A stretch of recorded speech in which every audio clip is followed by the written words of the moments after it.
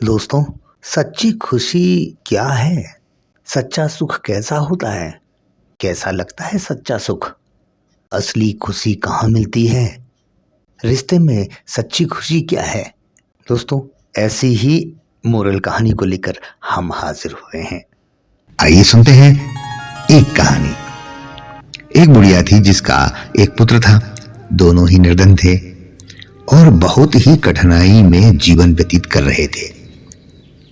एक दिन बुढ़िया के पुत्र ने अपनी माता से कहा कि यहां पर तो मेरे लिए कोई काम है ही नहीं, आप मुझे अनुमति दीजिए ताकि मैं किसी दूसरे नगर जाऊं और हो सकता है कि वहां पर मुझे कोई काम मिल जाए और मैं पैसा कमाकर वापस आऊं।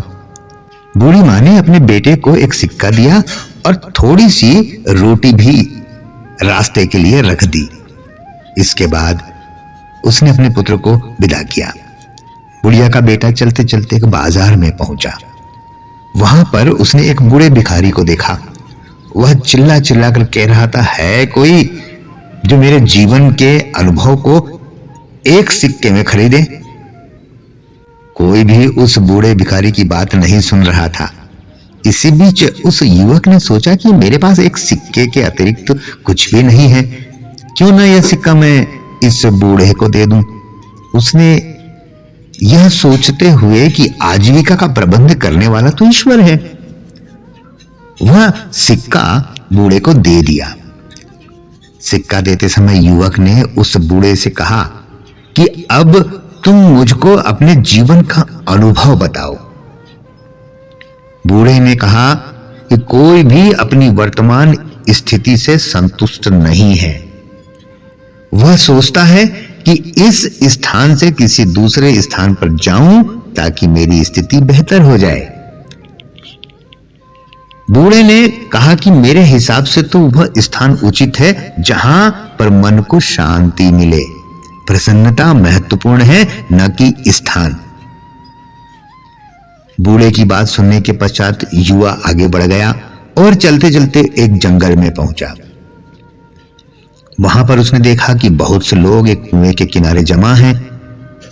उसने उन लोगों से पूछा कि क्या हुआ। लोगों ने कहा कि इस आशा के साथ हम यहां पर आए थे कि इस कुएं से पानी निकालकर पिएंगे। अब हम स्वयं प्यासे हैं और हमारे पशु भी प्यासे हैं। हमने कुएं से पानी निकालने के लिए कई बार रस्सी में बाल्टी बांधकर कुएं में डाली और हर बार रस्सी टूट गई और बाल्टी कुएं में गिर गई। अंत में हमने एक व्यक्ति को कुएं में भेजा ताकि वह हमारी बाल्टियों को वापस ले आए, किंतु वह भी वापस नहीं आया। पता नहीं कुएं में क्या है। युवक जो अपने घर से काम के लिए निकला था, उसने सोचा कि इन लोगों को अपनी योग्यता और क्षमता को प्रदर्शित करने का यह बहुत अच्छा अवसर है मेरे लिए। हो सकता है कि कारवां के लोग इसे देखकर मुझे कुछ काम दे दें। उसने कारवां वालों को संबोधित करते हुए कहा कि यदि आप अनुमति दें तो मैं कुएं में जाकर देखूं कि वहां पर क्या है। कारवां वालों ने उसे तुरंत ही कुएं में जाने की अनुमति दे दी, क्योंकि वे स्वयं इस कार्य से डर रहे थे। उन्होंने युवक की कमर में रस्सी बांधी और उसे कुएं में भेज दिया। वह दीवार के सहारे धीरे धीरे कुएं में उतर रहा था। जैसे ही वह पानी के निकट पहुंचकर बाल्टियों को ढूंढने का प्रयास कर रहा था, एकदम से उसने एक बहुत बड़े काले देव को देखा। देव ने उससे कहा, तुम यहां पर क्या कर रहे हो? देव को देखकर नौजवान डर गया। उसने देव को सलाम किया। इस पर देव हंसकर बोला, सलाम सुरक्षा लाता है। तुम मुझे एक सज्जन युवक लग रहे हो। मैं तुमसे एक प्रश्न करूंगा। यदि तुमने मेरी बात का सही उत्तर नहीं दिया तो मैं तुमको भी उन्हीं लोगों की भांति यहां पर बंदी बनाऊंगा जो तुमसे पहले यहां आए थे। ऐसे में युवक ने सोचा कि मुझे क्या परेशानी थी जो मैं यहां पर आया, लेकिन अब क्या? अब तो कोई लाभ की बात नहीं हो सकती। जैसी परिस्थिति है उसका सामना करना पड़ेगा। उसने सोचा, अब मुझको ईश्वर पर भरोसा करते हुए देखना है कि कि इस काले देव की सोच में क्या रखा है, ये क्या सोच रहा है। यह सोचते हुए उसने देव से कहा कि ठीक है, मुझको तुम्हारी बात स्वीकार है, तुम अपना प्रश्न पूछो। देव ने युवा से कहा कि यह बताओ कि खुशी कहां है। देव का प्रश्न सुनकर युवा ने सोचा कि इसके मन में क्या है, ये ऐसा क्यों पूछ रहा है। तो देव का प्रश्न सुनकर युवा ने यह मालूम हो गया उसको कि ये एक खुशी की तलाश कर रहा है, खुशी की चाह रख रहा है। खुशी तो धरती पर ही है, पर ये यहां रह रहा है। फिर उसने सोचा कि यदि मैं उसको यही उत्तर दूंगा तो हो सकता है कि उसे बुरा लगे, क्योंकि उसका घर तो अंधेरे कुएं में है।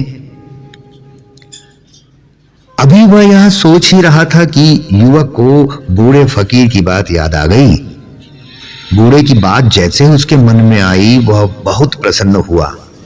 उसका मन प्रसन्नता से खिल उठा। उसके बाद उसने देव से कहा कि जानते हो खुशी कहां है?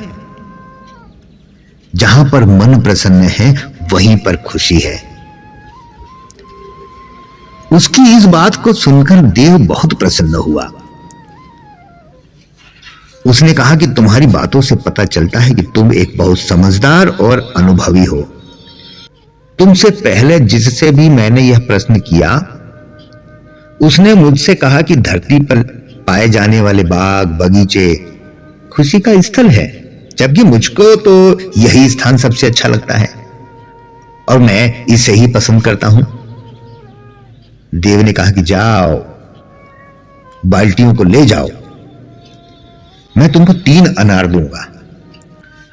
उस देव ने हिदायत दी कि जब तक घर ना पहुंच जाओ तब तक इस अनार को तुम्हें नहीं देखना है, किसी को नहीं बताना है।